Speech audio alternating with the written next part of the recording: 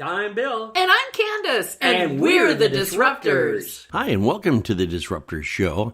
I'm Bill, and Candace is not going to be with us for a couple of weeks.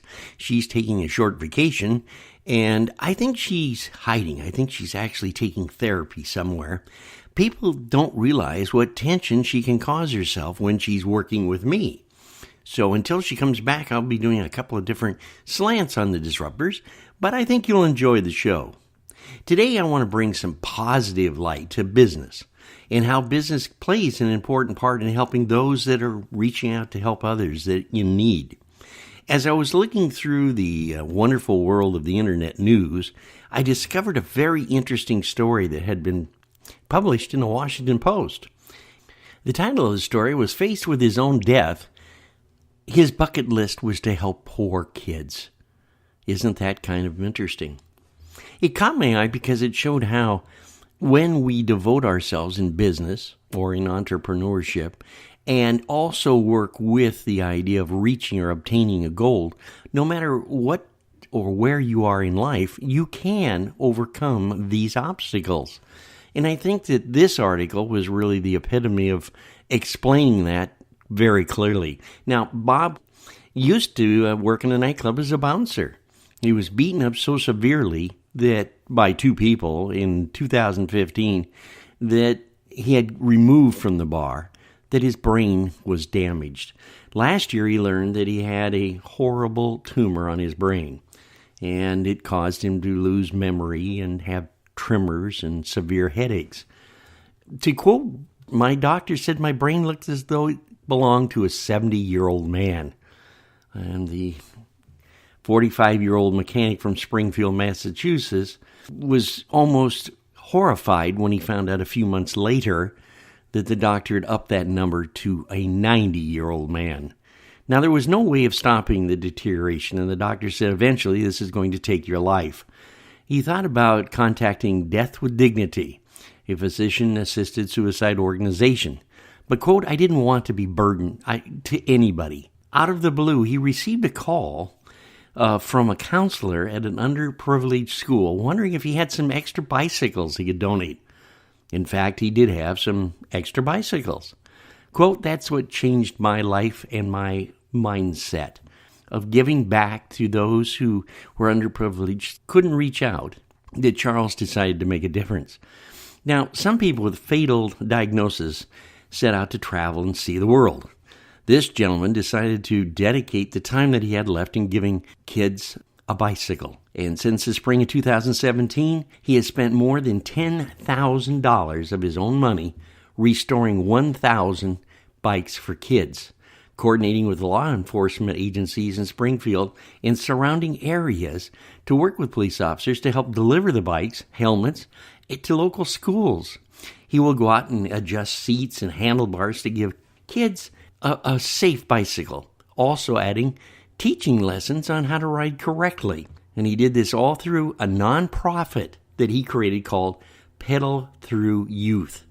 It's kind of like a business taking on the needs of a community, but in this case, it was just one individual. Now, I realize that you can get up every day and do projects that you want to help people, he said, but he also works as an on-call, when needed, deputy with the Hampton County Sheriff's Department. Bob knew the underprivileged situation, the crime areas, the neighborhoods, the children didn't really have an opportunity to have bicycles or to reach out to police officers and be reassured that they're there for protection, friendship, and to keep the neighborhoods safe. So Bob ended up being the bike guy in these neighborhoods that he took time to go in with the police and also work with the kids to change that negative about how police function in the communities. It was a big step forward for these kids. When you spend time with the kids, somebody said once, "Well, what do you get out of this?" And I think that this gentleman said it the best. The awesome feeling when he sees the smiles of these kids that he is giving bicycles to or helping. He devotes every Thursday night in turning throwaway bicycles into functioning and pretty new ones. He's working right now in a space at the garage that he works at so that he can rebuild these bicycles, put them into good, safe condition, and get them ready for delivery for the kids. Bob is a very interesting fellow because he was raised by his stepfather who worked extra hours so that Bob could have a bicycle when he was a kid. And he believes that every child should have a bicycle. He recently also started what we call a backpack program, which is kind of interesting because it gets the kids warm hats and gloves and works with the homeless people in the areas that need these things, especially in the winter months. And a lot of the police officers will pack these in the trunks of their cruisers and give them out to those in need.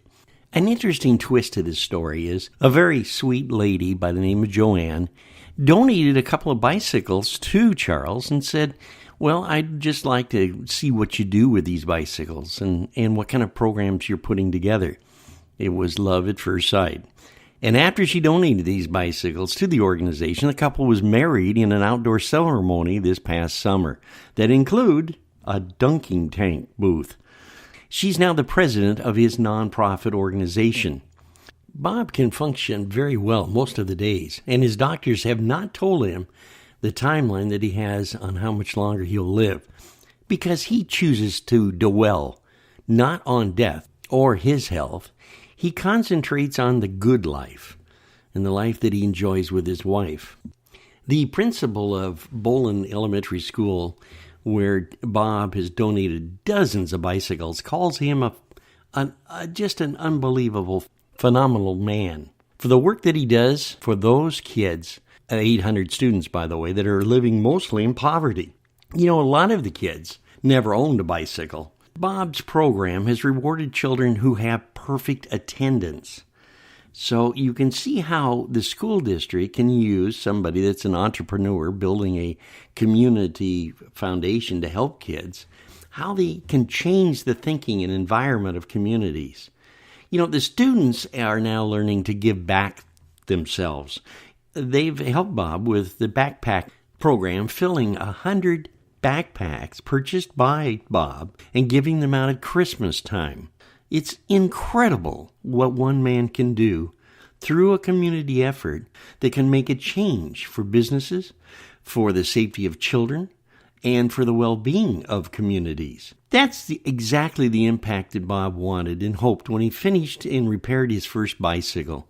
He will go on repairing and delivering bicycles, hoping to make as much of an impact as he can while he's still here. Quote, my brain continues to get worse, and at some point, I will die. Why not continue doing what I love? So this shows you how the business can work with individuals to make a difference. I want you to stop and think about your business through conversations such as what we're doing here today on the Disruptors program, and what effect you could actually start in your community just by being an entrepreneur and believing in the community welfare. I hope you've enjoyed this show today. We've had a great pleasure bringing it to you.